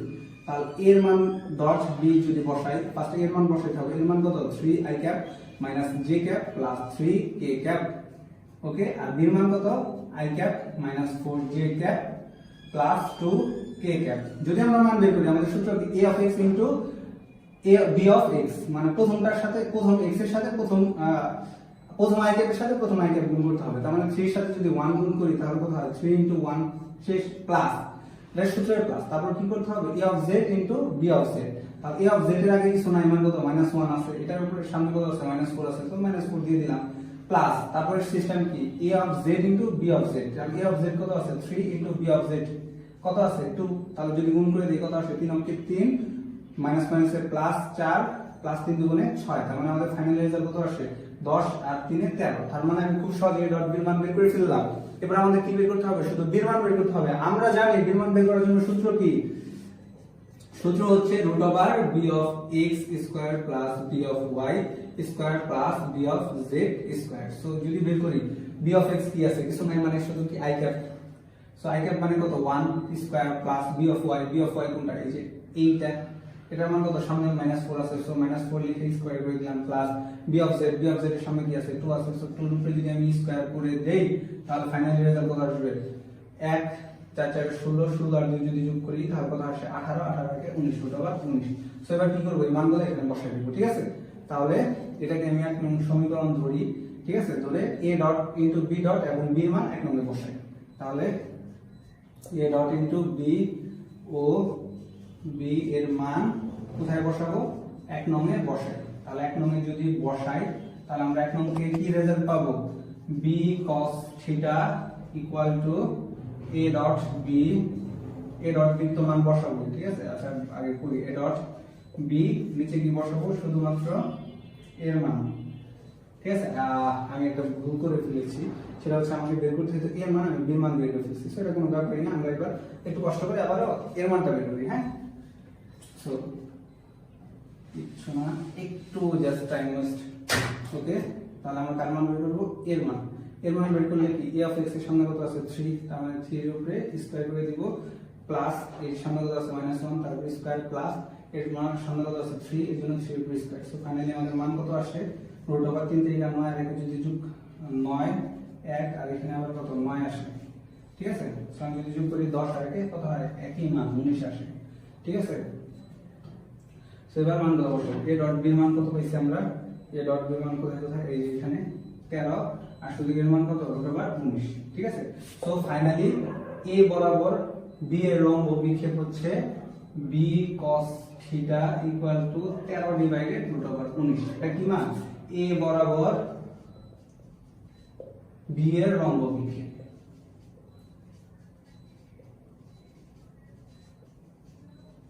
ঠিক আছে। সো খুবই সহজ ম্যাথ, ঠিক আছে। সো আমরা ক্লাসের শুরুতেই বলেছিলাম যে আমরা শিখব হচ্ছে এই ডট গুণ থেকে কিভাবে কোণ বের করতে হয় এবং কখন ভেক্টরদ্বয় পরস্পর লম্ব হবে এবং কখন লম্ব বিক্ষেপ বা অংশ কিভাবে বের করতে হয়। সো এটা নিয়ে আমরা আলোচনা করলাম। টপিকসগুলো খুবই সহজ, মনোযোগ দিয়ে ক্লাস করলে খুব সহজেই পারা যায়, ঠিক আছে। আর এই টপিকসটা খুবই ইম্পর্টেন্ট এবং ফাইনাল পরীক্ষা অবশ্যই এসে থাকে, ঠিক আছে। তো আজকের ক্লাস এই পর্যন্তই। ক্রস গুণন থেকে আমাদের যে কোশ্চেনগুলো সাধারণত আসে সেগুলো হচ্ছে ত্রিভুজের ক্ষেত্রফল বের করা, সামান্তরিকের ক্ষেত্রফল এবং দুটি ভেক্টর সমান্তরাল হলে যে কোনো একটা রাশি দেওয়া থাকে ওই রাশির মান বের করতে বলা হয়ে থাকে এবং বলা হয় মাঝে মধ্যে কিছু কোশ্চেনে যে কখন তিনটা ভেক্টর সমতলীয় হবে। এই সব কোশ্চেনের অ্যান্সারগুলো জানার জন্য বা কিভাবে অ্যান্সার করতে হয় সেটা বোঝার জন্য আমরা অলরেডি একটা কোশ্চেন এখানে লিখে রেখেছি। আমাদের একটা ভেক্টর আছে a equal to 3i cap plus 2j j cap plus 1k cap এবং b equal to 1i cap plus 2j cap minus 3k cap হলে প্রথম কোশ্চেন হচ্ছে a ও b সামান্তরিকের। প্রথম কোশ্চেন হচ্ছে a এবং b যদি সামান্তরিকের দুটি বাহু হয় তাহলে সামান্তরিকের ক্ষেত্রফল বের করো। আমরা জানি সামান্তরিকের ক্ষেত্রফল বের করার প্রসেস কি, এই যে আমি লিখে রেখেছি। সামান্তরিকের ক্ষেত্রফল বের করার সূত্র হচ্ছে a ক্রস গুণ b তার মান, ঠিক আছে। তারপর দ্বিতীয় কোশ্চেন হচ্ছে ত্রিভুজের ক্ষেত্রফল বের করা। এবং যদি কখনো আমাদের ত্রিভুজের ক্ষেত্রফল বের করতে বলে তাহলে আমরা ত্রিভুজের ক্ষেত্রফল বের করার সূত্র হচ্ছে a ক্রস গুণ b এর মান বের করব, তার সাথে হাফ গুণ করে দেব, তাহলে আমরা খুব সহজে ত্রিভুজের ক্ষেত্রফল বের করতে পারবো। এবং থার্ড কোশ্চেন হচ্ছে a একটা মান দেওয়া আছে এবং b আরেকটা মান দেওয়া, এবং এটি হচ্ছে সমান্তরাল হলে m এর মান বের করা। আমরা এখানে লিখে রেখেছি যে দুটি ভেক্টর সমান্তরাল হয় তাহলে তাদের ক্রস গুণন কত হবে, 0 হবে। এবং থার্ড কোশ্চেন হচ্ছে সি আরেকটা ভেক্টর দেওয়া হয়েছে এবং বলা হয়েছে যে ভেক্টর তিনটি একই সমতলে থাকবে কিনা। আমরা জানি ভেক্টর তিনটি একই সমতলে কখন থাকে, যখন যে কোনো দুটি ভেক্টরের ক্রস গুণনের সাথে অপর একটি ভেক্টরের ডট গুণন 0 হয়, তখন ভেক্টর তিনটি একই সমতলে থাকে। সেজন্য আমি যে সূত্র লিখেছি, যদি কখনো a ক্রস গুণন b অথবা b ক্রস গুণন c এর সাথে অপর একটা ভেক্টরের ডট গুণ 0 হয়, তাহলে ভেক্টর তিনটি একই সমতলে থাকবে। সো সাধারণত এই কোশ্চেনগুলো আমাদের পরীক্ষার হলে পরীক্ষার কোশ্চেনগুলো করে থাকে। আজকের ক্লাসগুলো যদি কেউ মনোযোগ দিয়ে করো তাহলে আশা করা যায় যে ভেক্টরের ক্রস গুণন সম্পর্কিত কোনো ম্যাথ নিয়ে আর কোনো সমস্যা হবে না। সো আমি প্রথম কোশ্চেনটা অ্যানসার করব। আমাদের a একটা ভেক্টর দেওয়া আছে, a এবং b ভেক্টর, এবং প্রথম কোশ্চেন হচ্ছে সামান্তরিকের ক্ষেত্রফল বের করা। আমি যদি সামান্তরিকের ক্ষেত্রফল বের করতে যাই তাহলে আমাকে কি করতে হবে, a ক্রস গুণনের b এর মান বের করতে হবে। আমি যদি মান বের করতে চাই আগে a ক্রস গুণ b করতে হবে। এবার a ক্রস গুণ b কিভাবে করব, এবার আমি একটু দেখাই। ফার্স্ট হচ্ছে এক নাম্বার কোশ্চেনের অ্যানসার a ক্রস গুণন b। a ক্রস গুণ b কিভাবে নির্ণয় করতে হয়, এটার জন্য আমাদের একটা সূত্র আছে। সূত্রটা কি, প্রথমে উপরে দিব আমরা i ক্যাপ, তার পাশে দিব j ক্যাপ, তারপর কি দিব k ক্যাপ দিয়ে দিলাম। তারপর আমরা কি করব, ফার্স্টের মান কি আছে a, তাই না? এর ভিতরে a, এই যে একটা রাশি, এর পাশে i ক্যাপের পাশে কত আছে 3, আমি তো i ক্যাপ ইউজ করছি, তাহলে আমি এখানে কি ইউজ করব, 3 ইউজ করব। তারপর কি j ক্যাপ আছে, j ক্যাপ, এর j ক্যাপের পাশে কত আছে 2 আছে, এইজন্য আমি এখানে কত ইউজ করব, 2 ইউজ করব। তারপর k ক্যাপের পাশে কত আছে 1 আছে, এইজন্য এখানে আমি কত 1 ইউজ করব। ঠিক আছে, আমরা a ভেক্টরটা অলরেডি ইউজ করে ফেলছি। এবার আমাদের b ভেক্টর ইউজ করতে হবে। b ভেক্টরের উপরে তো আমি i ক্যাপ দিয়ে রেখেছি। এবার v ভেক্টরে আসি, v ভেক্টরের পাশে 1 আছে, এইজন্য আমি এটার পাশে কত দিব 1। v ভেক্টরের j ক্যাপের পাশে 2 আছে, এখানে এই যে উপরে j ক্যাপ আছে, এইজন্য এটার পাশে আমি 2 দিব। এবং ফাইনালি হচ্ছে 3 k ক্যাপ, 3 k ক্যাপের সামনে এখানে কত আছে -3, এখানে k ক্যাপ আছে, এইজন্য এখানে আমি কি দিব -3 দিয়ে দিলাম। শেষ। এটার সাহায্যে আমি কি করেছি, a ভেক্টর এবং v ভেক্টরের মানগুলো বের করেছি। এবার আমরা যেটা শিখব সেটা হচ্ছে যে কিভাবে এই মানগুলো বের করব। সো নিয়ম কি, আমাদের ফার্স্টে এখানে i ক্যাপ আছে, প্রথমে আমি i ক্যাপটা নিব, তারপর j ক্যাপটা নিব, তারপর কি k ক্যাপটা নিব। এবার প্রত্যেকটার পাশে কি হবে, আমাদের প্লাস হবে, হ্যাঁ। আর সূত্রের ভিতরে আমরা কি করব, মাইনাস করব। ফার্স্টে আমাদের i ক্যাপ আছে, সো আমি i ক্যাপ নিয়ে নিলাম। সো যখন আমি i ক্যাপ নিব তখন আমাদের i ক্যাপ বাদ, মানে এই লম্বালম্বি যে ঘরটা আছে এটা বাদ আর পাশের ঘরটা বাদ। তাহলে আমি এই ঘর এবং এই ঘর যদি বাদ দেই তাহলে আমাদের এখানে কি মানটা থাকে, এই যে এই চারটা মান থাকে। এই চারটা মানের মান আমরা কিভাবে বসাবো, ফার্স্টে হচ্ছে 2 এর সাথে 3 ক্রস গুণন হবে এবং 2 এর সাথে 1 কি হবে, ক্রস গুণন হবে। তাহলে 2 এর সাথে যদি 3 ক্রস গুণন করি তাহলে কত হয়, -6। ঠিক আছে, এরপর এইখানে যে মাইনাস দেব এটা হচ্ছে সূত্রের মাইনাস, মানে দুটি মধ্যবর্তী দুটি রাশি যখন গুণ করব, গুণ করার পরে তার পাশে আমি মাইনাস দেব, মাইনাস দিয়ে অপর দুটি রাশির গুণফল বসাবো। অপর দুটি রাশি কত, 2 অক্ষে 2, এইজন্য আমি 2 বসাই দিলাম। ঠিক আছে, আর এইটা হচ্ছে এই সূত্রের মাইনাস। ওকে, তারপর আমাদের i ক্যাপের কাজ শেষ। এরপর আমরা কি কাজ করব, এই j ক্যাপের কাজ করব। তারপর কি প্লাস j ক্যাপ, যখন যেটা কাজ করব ওইটা বাদ হয়ে যাবে। তাহলে এখন আমি কাজ করছি হচ্ছে j ক্যাপের, তার মানে এখন হচ্ছে আমার j ক্যাপ বাদ। তাহলে j ক্যাপটা যদি বাদ দিতে চাই তাহলে j ক্যাপ বরাবর লম্বালম্বি এই ঘরটা বাদ যাবে আর এই পাশের এই ঘরটা বাদ যাবে। যদি লম্বালম্বি এই ঘর আর পাশের ঘরটা বাদ দেই তাহলে আমাদের কত রাশি থাকে, 3 1 আর 1 3, চারটা রাশি থাকে। এবার আমরা কি করব, এই যে এই এতক্ষণ আমরা এই পাশ থেকে এই পাশে গুণ করছি, এবার কি বিপরীত পাশ থেকে গুণ করব, মানে এইটার সাথে এই যে এটা গুণ করব। তাহলে 1 এর সাথে যদি আমি 1 গুণ করি তাহলে কত আসে 1। তারপর কি এই যে এই দুইটা রাশি ফাঁকা আছে, তাহলে 3 এর সাথে 3 গুণ করব। যদি গুণ করি এখানে সূত্রের মাইনাস 3 3 কত হয় 9। সো আমি ইউজ করে ফেলছি, শেষ, আমাদের j ক্যাপের কাজও শেষ। তারপর কি আমি প্লাস দিলাম। এবার কাজ করব কার, এই k ক্যাপের, এজন্য আমি k ক্যাপ দিলাম। k ক্যাপের যদি কাজ করি এবার কি, তাহলে k ক্যাপ বাদ যাবে। তাহলে আমি যদি k ক্যাপ বাদ দেই তাহলে এবার কি আমাদের এই ঘর বাদ আর এই পাশের এই ঘর বাদ। এবার আমাদের রাশি আছে কয়টা, এই দুইটা। সো এই দুইটা রাশি যদি আমি লিখতে চাই তাহলে আমি কিভাবে লিখব, এবার এটার সাথে এটা গুণ করব, আবার এটার সাথে এটা গুণ করব, তাহলে 3 2 6। সো 6 ইউজ করলাম। এরপর কি সূত্রের মাইনাস, তারপর 2 অক্ষে 2। সো আমি এই 2 ইউজ করে ফেললাম। ঠিক আছে, ফাইনালি আমাদের এই সব ইউজ করা শেষ। এবার এগুলো আমি লিখব, -6 আর -2 যদি নেই, তাহলে আমাদের মান কত আসে -8, পাশে আই ক্যাপ ছিল আমি আই ক্যাপ বসিয়ে দিয়েছি, প্লাস বসাই দিলাম 9 থেকে যদি একবার দেই কত হয় 8, বাট বড়টার সামনে মাইনাস আছে এই জন্য কত হবে -8, তাহলে এখানে তো আর প্লাস হবে না স্বাভাবিকভাবে। সো আমরা কি লিখবো -8 জে ক্যাপ, তারপর কি লিখবো আমি প্লাস 6 থেকে যদি দুইবার দেই তাহলে কত আসে 4, তাহলে 4 লিখবো, পাশে কে ক্যাপ আছে এই জন্য আমি কে ক্যাপ বসাই দিলাম। তাহলে আমাদের a ক্রস গুণ b এর মান কত আসে -8 i cap -8 j cap plus 4 k cap. আমি খুব স্বাভাবিকভাবে a ক্রস গুণ b এর মান বের করে ফেলেছি। এবার আমাদের প্রথম কোশ্চেনের যে অ্যানসার করব সেটা কি জানতে চাইছে, সামান্তরিকের ক্ষেত্রফল। আমি লিখে রেখেছি যে যদি সামান্তরিকের ক্ষেত্রফল বের করতে হয় তাহলে এই সূত্র বসাইতে হয় a ক্রস গুণ b এর মান। তাহলে a ক্রস গুণ b এর মান এভাবে কিভাবে বের করব সেটা এবার আমি দেখব। তাহলে a ক্রস গুণ b এর মান আসলে কিভাবে বের করে, তাহলে মান বের করার জন্য আমাদের সূত্র হচ্ছে ফার্স্টে হচ্ছে i ক্যাপের সামনে যেটা আছে ওইটা স্কয়ার করব, তারপর j ক্যাপের সামনে যেটা আছে ওইটা স্কয়ার, তারপর k ক্যাপের সামনে যেটা আছে ওইটা স্কয়ার করব। তাহলে এটা কি আছে -8, তাহলে -8 তারপর স্কয়ার প্লাস, মানে এগুলো সূত্রের মাঝখানে প্লাস দিতে হবে, -8 আছে এইজন্য -8 তারপর স্কয়ার দিলাম প্লাস, তারপর কত আছে 4 আছে 4 এর উপরে স্কয়ার দিয়ে দিলাম। তাহলে আমাদের মানটা কত আসে, আমি একটু ক্যালকুলেটরের সাহায্য নেই। 8 64 যোগ 64 প্লাস 16, তাহলে কত আসে 144। তাকে কি করতে হবে, রুট করতে হবে, রুট 144 এর মান আসে হচ্ছে 12। তার মানে a ক্রস গুণ b এর মান কত আসে আমাদের 12। হ্যাঁ, তাহলে এই 12 এটাই কি আমাদের সামান্তরিকের ক্ষেত্রফল। তাহলে আমি কিভাবে অ্যানসারটা লিখব, সুতরাং 1 নম্বর কোশ্চেনের অ্যানসার হচ্ছে সামান্তরিকের ক্ষেত্রফল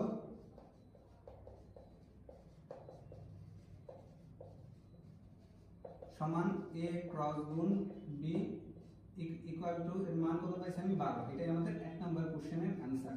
সো আমি খুব সহজেই সামান্তরিকের ক্ষেত্রফল বের করে ফেলেছি। এবার আমার সেকেন্ড কোশ্চেন দেওয়া যে a এবং b যদি ত্রিভুজের দুইটা বাহু হয় তাহলে এই ত্রিভুজের ক্ষেত্রফল বের করো। আমরা লিখে রেখেছি যে যদি কখনো ত্রিভুজের ক্ষেত্রফল বের করতে বলে তাহলে আমরা কোন সূত্র ইউজ করব, a ক্রস গুণ b এর মান বের করব, বের করে হাফ গুণ করে দেব। ঠিক আছে, এখানে যেহেতু আমাদের a ক্রস গুণ b এর মান বের করা আছে তাহলে ত্রিভুজ বের করতে গেলে কি শুধু হাফ গুণ করে ফেললেই আমরা ত্রিভুজের ক্ষেত্রফলটা খুব সহজেই বের করতে পারবো। তাহলে আমি যদি 2 নাম্বার কোশ্চেনে आंसर করতে যাই তাহলে 2 নাম্বার কোশ্চেনের आंसर কি ত্রিভুজের ক্ষেত্রফল। সো ইউজ করি ত্রিভুজের ক্ষেত্রফল, আমরা কি করব সূত্র বসাই হাফ ইনটু a ক্রস গুণ b।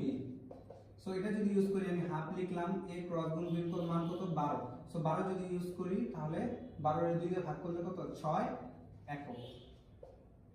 সরি, ত্রিভুজের ক্ষেত্রফল কি বর্গ মিটার হয়। হ্যাঁ, তাহলে আমরা কি লিখব 6 বর্গ মিটার বা একক লিখলেও হয়। ঠিক আছে, সো আমরা 2 নাম্বার কোশ্চেনের आंसर করে ফেলছি ত্রিভুজের ক্ষেত্রফল। 3 নাম্বার আমাদের আরেকটা ব্যতিক্রমধর্মী কোশ্চেন দেওয়া, সেটার ভিতরে এর মান দেওয়া আছে এবং b এর মানও দেওয়া আছে। আমাদের বলা হয়েছে যে a এবং b যদি পরস্পর সমান্তরাল হয় তাহলে m এর মান বের করো। সো আমি আগেই লিখে রেখেছি যে এই যে 3 নাম্বার পয়েন্টে যে দুটি ভেক্টর যদি সমান্তরাল হয় তাহলে কি হবে, a ক্রস গুণ b এর মান 0 ধরে নিতে হবে। এবার 0 ধরে নিব, তারপরে আগে কি করব, এখন আমি a ক্রস গুণ b এর মানটা বের করব। ঠিক আছে, তাহলে এটার आंसर আমি এবার করি। তাহলে 3 নাম্বার आंसर করার জন্য আগে কি করতে হবে, আমাদের a এবং b ক্রস গুণ করতে হবে। তাহলে a লিখলাম, পাশে হচ্ছে b, তার যদি ক্রস গুণ করতে যাই তাহলে আগে কি করব i ক্যাপ, উপরে কি লিখব j ক্যাপ, তার পাশে k ক্যাপ লিখলাম। তারপরে কি a অফ x এর মান বসাবো, a of y, a of z এর মান। হ্যাঁ, তাহলে এখানে a অফ x এর মান কত, বা i ক্যাপ আছে, i ক্যাপের পাশে আছে কত 2, এজন্য এখানে আমি কত বসাবো 2 বসাবো। তারপর এখানে j ক্যাপের পাশে কি আছে m আছে সেটা বসাবো, এই যে j ক্যাপের পাশে m আছে এইজন্য শুধু m বসাইছি। k ক্যাপের পাশে কত আছে -3 আছে এইজন্য আমি -3 ইউজ করছি। এবার আমাদের i cap j cap k ক্যাপের মান বসানো শেষ। এবার আমরা দেখব b এর মানটা বসাবো। b এর মান কত আছে 10 i ক্যাপ, এখানে তো i ক্যাপ আছেই। এবার আমরা এখানে কত বসাবো 10 বসাবো। তারপর কি আছে -5 j cap, so j cap আছে এখানে কি ইউজ করব -5। তারপর k ক্যাপ তো আছে, k ক্যাপের পাশে কত আছে -15, এজন্য আমরা কত ইউজ করব -15। যদি আমরা ইউজ করি তাহলে আমাদের এবার কাজ কি, a এবং b এর মান বসানো শেষ। এবার আমরা কি করব, ক্রস গুণন করব। ক্রস গুণনের নিয়ম কি, ফার্স্টে i ক্যাপ বসাবো, তারপর j ক্যাপ বসাবো, তারপর k ক্যাপ বসাবো এবং প্রত্যেকটার পাশে প্লাস লিখবো এবং তাদের মধ্যবর্তী দূরত্ব বের করার জন্য দুইটা রাশির যখন গুণফল বের করব তার পাশে মাইনাস লিখবো। তাহলে আমি ফার্স্টে i ক্যাপ লিখলাম, এটা হচ্ছে আমাদের i ক্যাপ। তাহলে i ক্যাপ যখন নিব তখন এই i ক্যাপ বাদ এই পাশেরটাও বাদ দিতে হবে, তখন আমাদের গুণ হবে কোনটার সাথে কোনটা, এটার সাথে এইটা এবং এইটার সাথে এটা গুণ করতে হবে। তাহলে m এর সাথে যদি আমি 15 গুণ করি, 15 সামনে -15 আছে তাহলে কত হয় -15। এখানে কি দিব সূত্রের মাইনাস। এবার কি করতে হবে, এটার সাথে এটা গুণ করতে হবে, মাইনাস মাইনাসে গুণ করলে প্লাস, 3 5 15 আর এখানে সূত্রে তো মাইনাস আছে, সো এখানে আমি কি করব, মানে 15 ইউজ করে ফেললাম। ঠিক আছে, এবার আমাদের আই ক্যাপের কাজ শেষ। তারপর আমাদের নিয়ম অনুসারে কি আছে, প্লাস আছে, এই জন্য আমি প্লাস দিলাম। তারপর আমি কি কাজ করব, জে ক্যাপের। সো যখন জে ক্যাপের কাজ করব তখন জে ক্যাপ নিজেই বাদ। তাহলে জে ক্যাপ যদি আমি নিজেই বাদ দেই, এটা আমি কত লিখেছিলাম জানো, 10। আমি 10 লিখলাম। তাহলে জে ক্যাপের মান যদি এবার বাদ দেই আমি, তাহলে কত আসে, তখন এটাও বাদ এটাও বাদ। সো তখন আমাদের মান আসলে কি থাকে, 2 10 আর এখানে -3 -15। তারপরে নিয়ম কি আমাদের, এতক্ষণ এই পাশ থেকে এই পাশে করছি, এবার কি উপর থেকে নিচে করব। তাহলে উপরে এটার সাথে এটা গুণ করব, তারপর এটার সাথে এটা গুণ করব।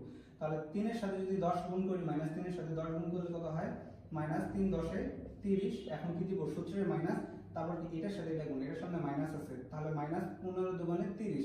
আর সূত্রে যেহেতু মাইনাস ছিল, মাইনাস মাইনাস এখন কি হয়ে যাবে, প্লাস। আর এখানে কি দিব, 30। শেষ, আমাদের কার কাজ শেষ, জে ক্যাপের কাজ শেষ। এবার আমরা যেটা করব, কে ক্যাপের কাজ, এই জন্য প্লাস, এই যে উপরে প্লাস আছে এই জন্য প্লাস দিলাম, কে ক্যাপ বসিয়ে দিলাম। এবার আমরা কি নিয়ম শিখেছি, যেটা কাজ করব সেটা আমাদের কি হয়ে যাবে, ভ্যানিশ হয়ে যাবে। আমি আরেকটু ভালো করে লিখি, কারণ বোঝা যাচ্ছে না, যেহেতু অনেকগুলো কাজ করেছি। সো আমি একটু পরিষ্কার করে দিলাম। এবার কি করব, কে ক্যাপের কাজ করব। তাহলে কে ক্যাপ এই পাশ থেকে বাদ, এই পাশের লাইনটাও বাদ। তার মানে আমাদের কি থাকে, এই যে এই চারটা জিনিস থাকে, এই চারটা জিনিস যদি গুণ করি, এবার কি হবে, এটার সাথে এটা গুণ ফার্স্টে, তারপর কি করতে হবে, এটার সাথে এটা গুণ। তাহলে 15 দুগুণে 30, আমরা কি ইউজ করব, -30। তারপর সূত্রের কি আছে, মাইনাস আছে, মাইনাস ইউজ করলাম। তারপর এবার কি করব, এটার সাথে এটা গুণ করব, তাহলে 10m, তাহলে -10m। সো আমাদের কাজ করা শেষ। এবার আমরা কি দেখব, এবার আমাদের কি দেখতে হবে, যে -15m থেকে যদি 15 মাইনাস করতে যাই, মাইনাস হবে না। -30 +30 যদি করি, এটা ভ্যানিশ হয়ে যায়, আর এর মান এটা কিছু করা যাবে না। তার মানে এখানে আমাদের ফাইনালি মান কত আসে, I cap -15m plus J cap তো 0 আসে, তাহলে জে ক্যাপ আর বসাবো না, প্লাস কে ক্যাপের মান আসে কত, -30 -10m। সো আমরা a ক্রস গুণ b এর মান বের করে ফেলেছি। আমাদের নিয়ম কি ছিল, যে যদি কখনো আমাদের কি বের করতে বলে, যে বলে যদি ভেক্টর দুটো সমান্তরাল বলে, তাহলে আমরা কি করব, a ক্রস গুণ b এর মান কি ধরে নিব, 0 ধরে নিব। এই যে এখান থেকে শিখেছি। তাহলে এবার আমরা এই পুরো মান তার কত ধরব, 0 ধরব। তাহলে কি হবে, a ক্রস গুণ ভেক্টর যেহেতু সমান্তরাল, আচ্ছা আমি একটু লিখে নিই, হ্যাঁ, a ও b ভেক্টর সমান্তরাল বলে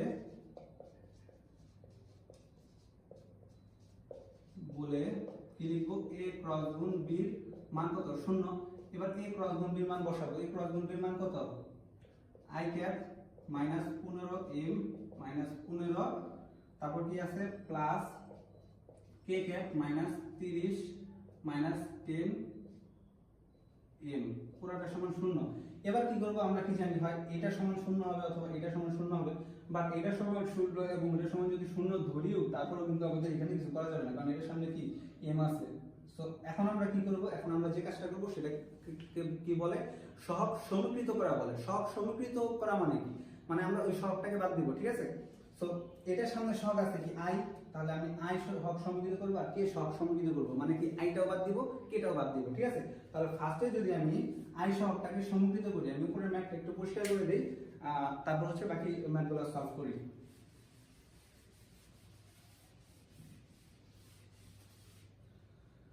তাহলে আমি কি লিখবো, i ক্যাপ ও জে ক্যাপ এর সহগ সমীকৃত করে পাই,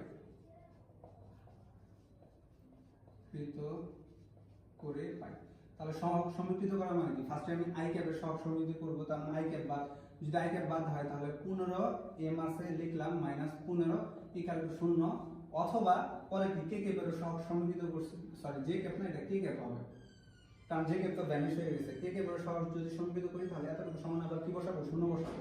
তাহলে এখানে কি আছে, -30 -10m = 0। এবার এখান থেকে আমি m এর মান কিভাবে বের করব, -15m = 15, তার মানে আমি ফাইনালি যদি m এর মান বের করতে চাই, -15 / 15, হ্যাঁ, এই যে মাইনাসটা এখানে লিখছি, তার মানে এখানে কত আসে, -1। আর এখান থেকে যদি আবার বের করতে চাই, তাহলে কত আসবে, 30 = 10m, 10টা এর পাশে পাঠিয়ে দিছি। তার মানে ফাইনালি আমি m এর মান যদি বের করতে যাই, তাহলে 30 / 10, তার মানে মান কত আসে, 3 × 10 = 30। তার মানে হয় m এর মান -1 হবে অথবা 3 হবে। ঠিক আছে, তার মানে কি, কোশ্চেনটার অ্যানসার কি, যদি আমাদের কখনো a এবং b ভেক্টর পরস্পর কি হয়, সমান্তরাল হয়, তাহলে এখান এই কোশ্চেন থেকে m এর মান আসবে কয়টা, দুইটা। হয় m এর মান আসবে কত, -1 অথবা m এর মান আসবে কত 3। এটাই ছিল আমাদের 3 নাম্বার কোশ্চেনের অ্যান্সার। সো সর্বশেষ যে ম্যাথটা 4 নাম্বার ম্যাথ আমরা অ্যান্সার করব, যেটা কি ছিল যে ভেক্টর তিনটা একই সমতলে থাকবে কিনা। এটা স্টুডেন্টদের কাছে একটু ক্রিটিক্যাল মনে হয়। সো ক্রিটিক্যাল মনে হয় কিছুই নাই। সো আমরা এখন এটার অ্যান্সার করব। সো আমরা আগে রেখেছি যে ভেক্টর কখন সমতলে থাকবে, যদি যে কোনো দুইটা ভেক্টর, তিনটা তো ভেক্টরের রাশির মান দেওয়া থাকবে, এর মধ্যে যে কোনো দুইটা ভেক্টরের ক্রস গুণনের সাথে আমরা একটা ভেক্টরের ডট গুণ করব, তাহলে কি হবে, ডট গুণটা যদি কখনো শূন্য হয় তাহলে ভেক্টর তিনটা একই সমতলে। আমি এখানে a ক্রস গুণ b দিছি, আমি এভাবে লিখতে পারতাম a ক্রস গুণ c ইন ডট গুণ b, ঠিক আছে, অথবা এভাবে লিখতে পারতাম b ক্রস গুণ c তার সাথে ডট গুণ a, ঠিক আছে। সো যেভাবে করা হয়, যদি মানে তিনটার যে কোনো দুইটার ক্রস গুণনের সাথে আবার ভেক্টরের ডট গুণটা শূন্য হয় তাহলে ভেক্টর তিনটা একই সমতলে থাকবে, ঠিক আছে। এবার আমরা এই কোশ্চেনটা অ্যানসার করব। সো এই জন্য আমি সবগুলো জিনিস একটু পরিষ্কার করে দেই।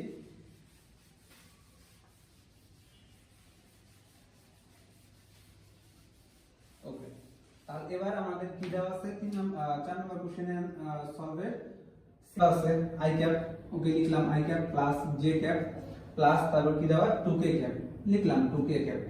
এবং এখানে কি বলছে 1 নং এর a ও b ধরে, তার মানে 1 নং কোনটা আছে এটা a এবং b ধরতে হবে। তাহলে এটার a কত দেওয়া আছে আমি একটু লিখি এখানে 3i cap plus 2j cap plus শুধু 1k ক্যাপ। এবং b কত দেওয়া আছে, b দেওয়া আছে শুধু 1i cap plus 2j cap minus 3k cap. ধরে কি করতে বলছে যে দেখাও যে ভেক্টর তিনটা একই সমতলে থাকবে কিনা। তাহলে যদি দেখাইতে চাই তাহলে আমাদের কি করতে হবে, a ক্রস গুণ b এর মানটা আগে বের করতে হবে, ঠিক আছে। তাহলে আমরা একটু আগে তো a ক্রস গুণ b এর মান বের করেছিলাম, বাট আমি পরিষ্কার করে দিয়েছি, এইজন্য আবার কষ্ট করে a ক্রস গুণ b এর মানটা বের করতে হবে, ঠিক আছে। সো আমি দেখি a ক্রস গুণ b এর মানটা, আমি দেখি আসলে এখানে আছে কিনা। হ্যাঁ, এখানে a ক্রস গুণ b এর মানটা আছে, এবং এখানে a ক্রস গুণ b এর মানটা হচ্ছে, আমি একটু দেখে লিখি যে 4 নাম্বার অ্যানসার 1 নং হতে